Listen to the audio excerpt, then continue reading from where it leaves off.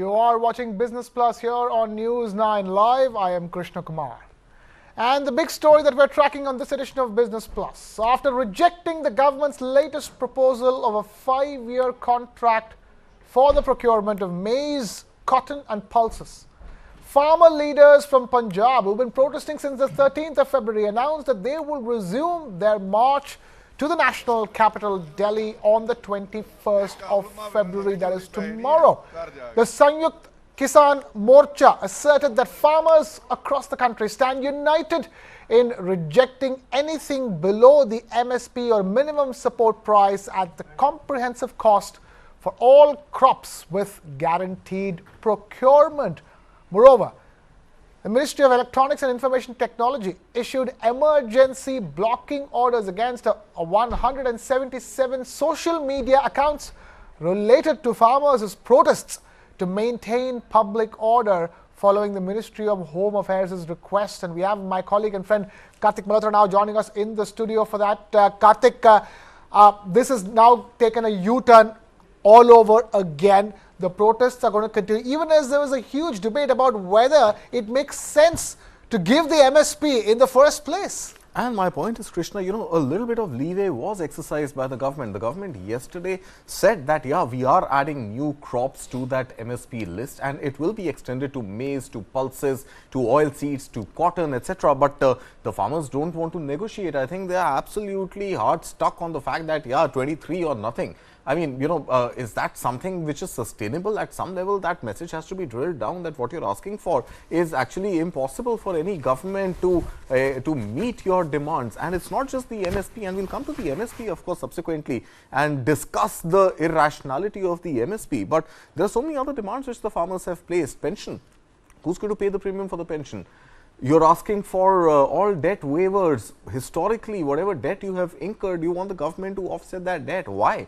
And all this comes at a time when, in any case, farm income is tax-free. In any case, there are subsidies on fertilizers, electricity is subsidized, water is pretty much free of cost. So, where is the rationale in all that the farmers are really demanding? Right, we have Mr. Srinath also joining us on this broadcast. Let's ask him those questions as well. Kartik, Srinath, great chatting with you as always. We are talking about the economics of the farmers' protest. Is it economically viable for India at this stage to sort of accede to all the demands of the farmers at this stage when clearly the math is pointing in the other direction? Well, absolutely. I think if you're going to give in to all the demands, it's going to be probably more than 50% of the Indian budgetary allocation every year. It is more than what India spends on infrastructure capex at this point in time annually. So there's no way that India can look at accepting all these demands. And two, I think the context that when you spoke about, Kartik, when you spoke about the social and the context of all these demands, I think we keep saying Annadata, and there are so many privileges that we have given them over the years. The question now is, it's not them who are the only workers. And when I say workers, I mean really physical hard labor that they do. There are enough number of categories of workers across sectors. And we don't give them all those privileges of guaranteed income or tax-free waivers, one. Two, I think if you have to look at all the numbers, Krishna and I were speaking earlier, the biggest worry is if you give all these subsidiaries and so-called monies to be written off, India might be staring at a sovereign rating downward trend. I mean, where is the money going to come from? True. Right. Sovereign rating downward trend. Kartik, this is what we've been discussing for a while now when it comes to farmers' protest. It is simply not economically viable to accede to all of the farmers' demands, and despite that the government has worked out a formula and they have rejected that formula, where do we go from here really? So I think the formula that the government has deployed is fairly fair, right? What is this A2 plus FL formula? Let's spend a minute understanding that. A2 plus FL includes A2 being all the variable costs that the farmers incur in producing the final output that comes out of their fields, and FL is the family labor, which some people also call free labor. Obviously, it's not free because at the end of the day, those farmers are also deploying labor into making that output happen. So the government is pretty much paying farmers and the farming families an income. it is pretty much like a salary which the government is paying them, that there is a variable cost which you are in any case incurring. In addition to that, the labor that goes into every hectare of land to produce every particular variety of farm produce, that labor is compensated by the government, and hence the A2 plus FL formula. What the farmers are stuck on to right now is the MS Swaminathan formula. That formula is C2 plus 50%. Yes. So C2 is all these costs, the variable cost plus the family labor cost plus the possible rent on the piece of land. Over and above that, 50%, the government is expected to pay the farmers a 50% margin. So a 50 rupee, or let's say, 100 rupee farm produce, all costs included, should be bought by the government for 150 rupees. 50% margin or 33% profit over revenue. Which industry works like that? Yeah. No industry works like that, isn't it? Doesn't it, Srinath? But the thing is that we are talking about agriculture, and agriculture, that the fundamental problem why we are even at this situation is because agriculture has not been a profit-making industry for a very long time now. There is something fundamentally rotten about India's agriculture per se. See, I think the touchy point that we never wanted to address, the elephant in the room, is low farm productivity. The farm productivity in India is abysmally low. If you look at countries, smaller countries with smaller land bank, they're able to have better produce. Indian diversity of crops is a large question mark, which is why if you look at the narrative and what the money that Indian government has paid over the last few years for MSP, there are predominantly for two crops. And you are seeing actually typically farmers from one or two states who are actually coming and kind of blockading NCR. So is there a message, is it more political objective rather than actually asking for farm demands? I think that's a larger question we need to ask. Is it politics or economics, Kartik, at this stage? I mean, obviously it seems political. Why is it that farmers from Punjab are the ones which are leading this charge? And then obviously because you happen to be in the proximity of Haryana and UP, nobody minds the free income, right? Or additional free income. There's already a lot of subsidy. So you have other farmers also jumping into the bandwagon, but primarily it is a Punjab farmers issue as I see it. Political, definitely so. Economic also, yeah. I mean, at some level you've got to understand that Prime Minister Modi has promised doubling of farm incomes, but that has not really happened. So at some point farmers also want the more larger corpuses of money to come in, to be created for them. Now the naysayers who don't agree with the government but sympathize with the farmers are actually saying that doubling farmers' income by any means is actually good, because that is when the rural economy gets a fillip. Right. You will see the consumption story add up, and that consumption story, look at the results of FMCG companies, for example. You see there's a skew in favor of urban India consumption versus rural India consumption. But you can't just print money and put it in the hands of farmers, right? Senor Raj, you know that concept. We are not just going to print money and distribute it. At some point, that money has to come from taxpayers. I'm saying you want to give the MS Swaminathan formula, you want to give C2 plus 50%, go ahead and do it. Remove all other subsidies. Include the farming community in the tax bracket, remove the fertilizer subsidy, the free electricity, free water, all other SOPs which are there, get rid of them and give an MSP or C2 plus 50%. I'll be more than happy. Let them pay a tax on that plus 50%. Yeah. Right. Srinath, is that a viable solution at this stage? Because at this stage, it's a year in which he's been conferred the Bharat Ratna. His recommendations when it comes to how to dispose of crop stubble, to so many things that are recommendations have been so important for India. How would you treat the farmers asking for the adoption of MS Swaminathan formula? So I think we'll have to see it in the narrative of the larger agricultural reforms. I mean, that is where the conversation should start with. For example, you have very fragmented land holding in this country. You have the successors of farming families not interested in continuing the family profession, predominantly because of the unit economics of farming has fallen off. If the grandfather had 5 acres of land and over subsequent 2 generations it is fragmented to each one getting, say, half an acre of land, the unit economics of tilling the land and getting something out of it is very meager, which means that they're going to get out of that profession and do something else.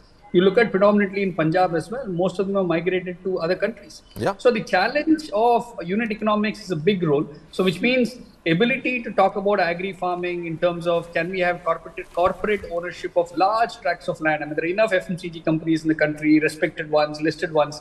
Can you at least have a degree of separation of who can hold large tract of land? link them with food processing units, and then you see better returns coming up for the farmers. Otherwise, we are going to struggle with this old age concept of what is right, what is wrong. And I just want to draw an analogy. We have 11 crore Indians working in the MSME and SME space. They don't get any SOPs, they don't get any subsidies, they don't get any tax waivers, they don't get any credit taxes, much of credit taxes, they don't get any income tax rebate. And why is it that only the farmers have to get that? MSME, SME, single owner businesses also work hard. They work 16 to 18 hours a day to make a living. No, and absolutely right, Srinath. And if I just want to add to that, what you said is absolutely right, that at some point we'll have to look at migration of farmers to other better paying jobs. Right now, the opportunity cost happens to be farming and farming alone.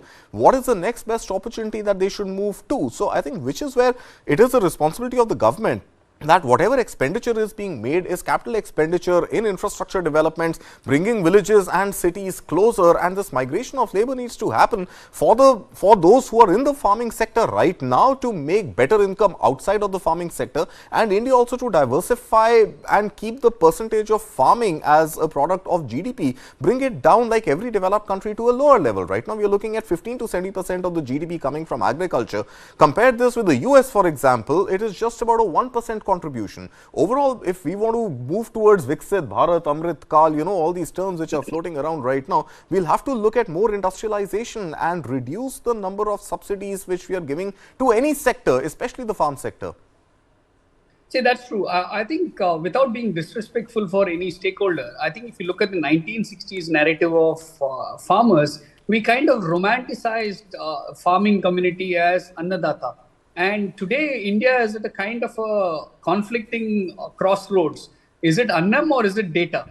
I mean, we're going through both, right? I mean, we need to balance both, but at the same time, you can't be subsidizing one segment which wants all industrial benefits but doesn't want to toe by any industrial regulations. Yeah, I mean, to be fair, I think, you are subsidizing some other sectors also. For example, the PLI in 14 sectors, there is obviously, some contribution coming from the government every time a new initiative is coming in. But like every other subsidy or every other incentive, there is a fixed budget allocated and there is a fixed time frame. Unfortunately, in the case of farm sector or MSP, we are not talking about a time limit after which the MSP would expire.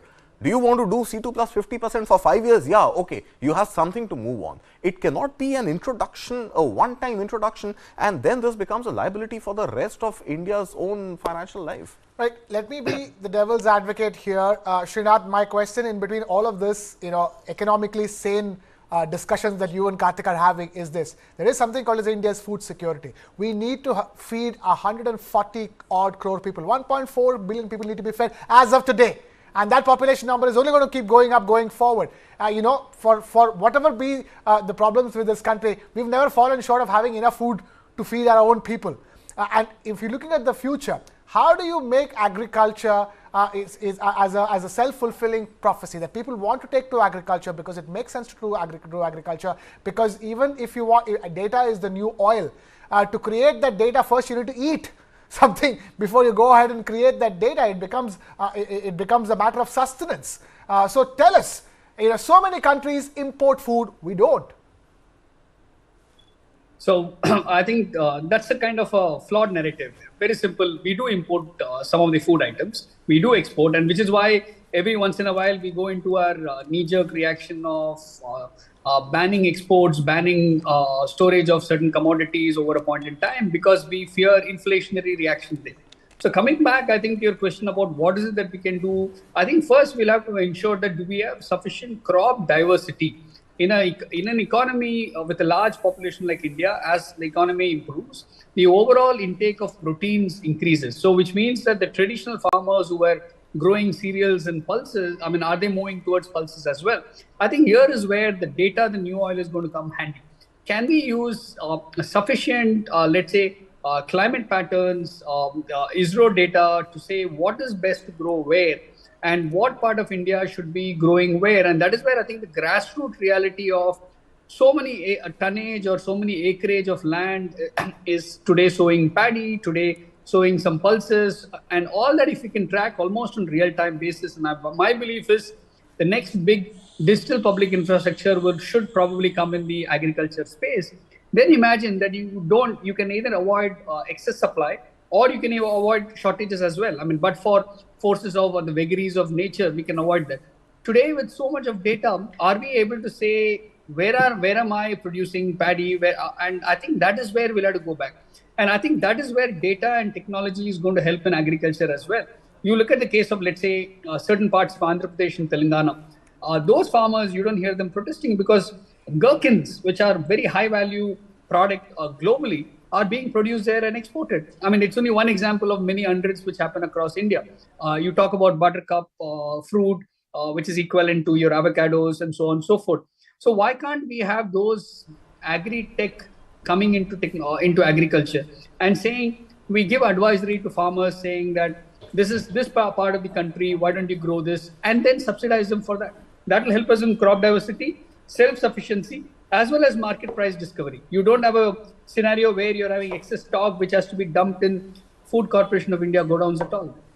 Yeah, I mean, I agree with Srinath, and I just want to add to that, at some point, we've also got to see that agriculture has to be viewed through the same lens of economic productivity and economic competitiveness as any other sector. Right. I don't think agriculture requires any special treatment. Every industry out there, every company out there, similarly every field out there needs to serve a particular market problem. If the market problem is hunger, then you have agriculture supporting that. If the market problem is semiconductors, you have the semiconductor addressing that. So we've got to make our agriculture competitive, and making it competitive on the back of subsidies is not something which is actually going to help. What is going to help is there needs to be enough infusion of technology. There needs to be enough value that farmers see by virtue of becoming competitive. And Srinath gave the example of gherkins. I can go back 20 years ago, Jamnagar refinery of Reliance Industries, back then still under construction.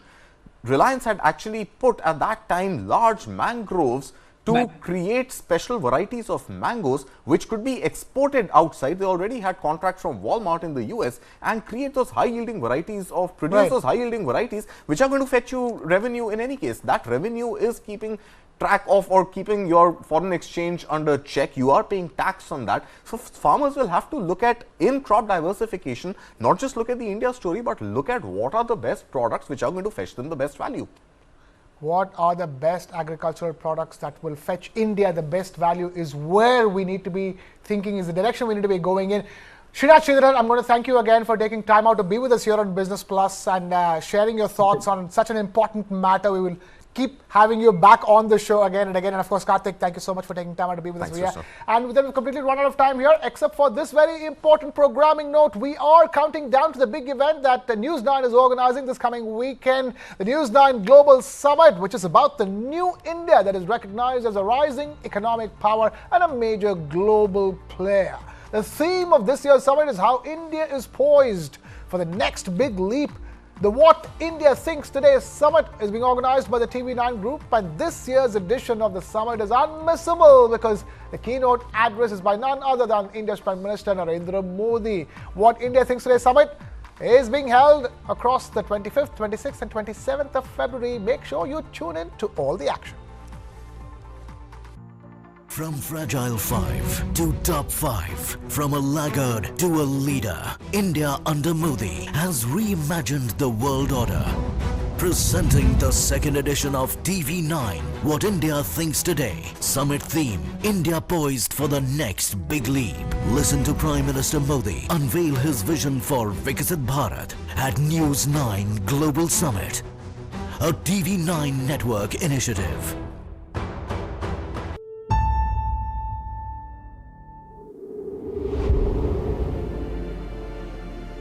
The circumstances that prevailing today in the subcontinent are very volatile, they're very explosive, they're very dangerous. Pakistanis, they sent Pakistani armies led by Punjabi generals, whether it was General Tikka Khan or General A.K.A. Khan Niazi, to oppress Bengalis in Bengal. I don't think we can shut our eyes to the situation in a neighboring state.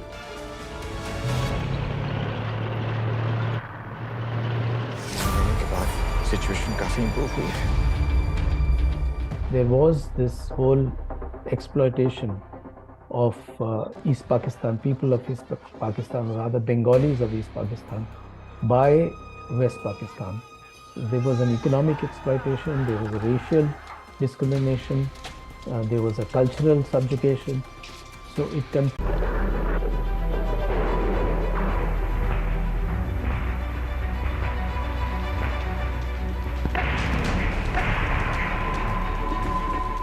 तमाम हिंदुस्तानियों को तो इस बात का अंदाज़ा तक नहीं था कि बांग्लादेश के इतिहास के कुछ अहम पन्ने हिंदुस्तान की सियाही से लेके जाएंगे. Unique story about a unique time, and I think we came of age as a country. We became a country that stood for something. Cinema imitates life, from real to the real. A story that binds India and Bangladesh from 1971 to now, and for generations to come. Pippa किस दिन काम आएगा अगर हमें bridge के ऊपर से जाना